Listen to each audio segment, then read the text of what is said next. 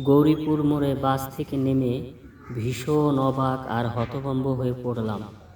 দেখি সকল দোকানপাট বন্ধ হয়ে গেছে, তার উপর কোথাও কোনো জনমানবের চিহ্ন মাত্র নেই। হাতের ঘড়ির দিকে তাকাতেই আমি চমকে উঠলাম। রাত প্রায় 11:30 বাজে। Train miss.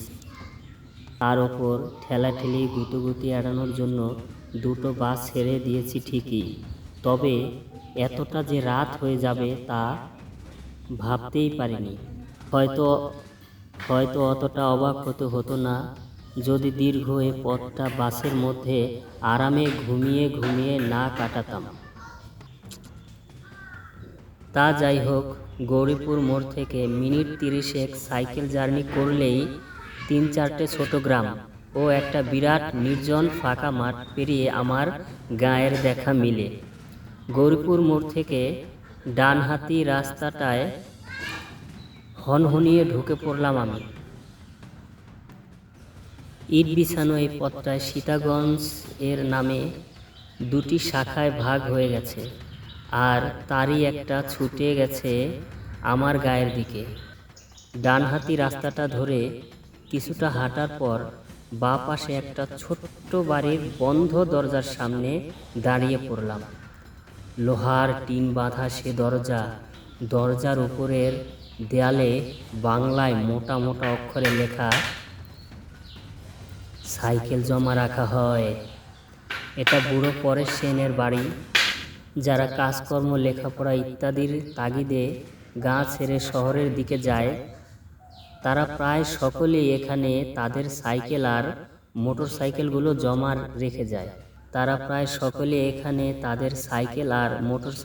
জমা রেখে যায়।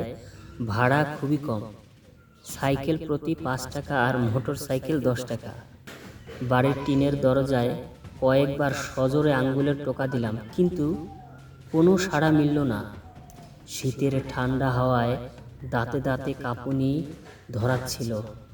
মাথার মাফলারটা তাই আরও শক্ত ও কায়দা করে বেঁধে নিলাম। হাতের তালু দুটো ঘষে ঘষে ডাক দিলাম, কাকু কাকু, দরজাটা খুলুন, সাইকেলটা নেব। তারপর আরও কয়েকবার আঙুলের টোকা দিলাম, তাও কোনো কাজ হলো না। খুড়তুতো এক দাদাকে ফোন করার জন্য পকেট থেকে মোবাইলটা বের করে দেখি, বেচারি খিদে পেটে কেঁদে কেঁদে যখন ঘুমিয়ে পড়েছে। এক বিরক্তিসূচক শব্দ করে দরজার দিকে ফিরে দাঁড়ালাম।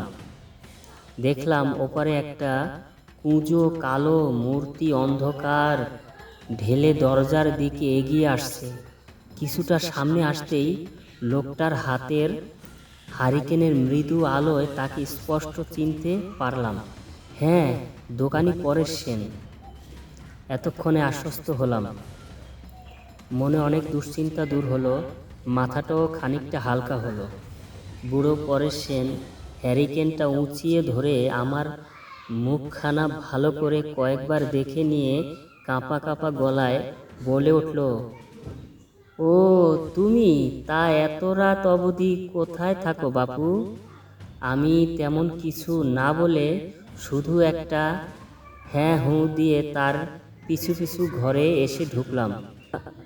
বুড়োর সারা শরীর কালো মোটা আরামদায়ক চাদরে ঢাকা, মাথায় মানকি টুপি, পায়ে একজোড়া ছাল ওঠা কালো বুট, আর চোখে সেই চেনা মোটা ফ্রেমের চশমাটা। কয়েক সেকেন্ড বাদে টর্চ হাতে দরজার বাইরে বেরিয়ে এসে সাইকেলে চড়ে বসলাম।